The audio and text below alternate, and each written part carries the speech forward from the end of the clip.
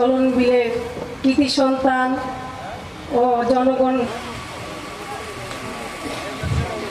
বিসমিল্লাহ। প্রিয় ভাইরা, আজকের যে আয়োজন, এই আয়োজনটা কিন্তু ফিরে যাচ্ছে।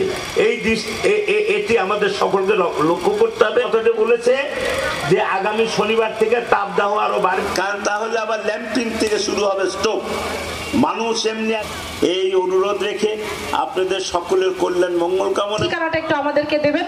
আমরা উপজেলা প্রশাসন সবসময় উনি পার্লামেন্ট তথা বিভিন্ন ডিপার্টমেন্টের অনুরোধে আমি পাবনা গেলাম। আমার পক্ষ থেকে আমার খামারি ভাই খাদ্য হিসেবে বলেছি।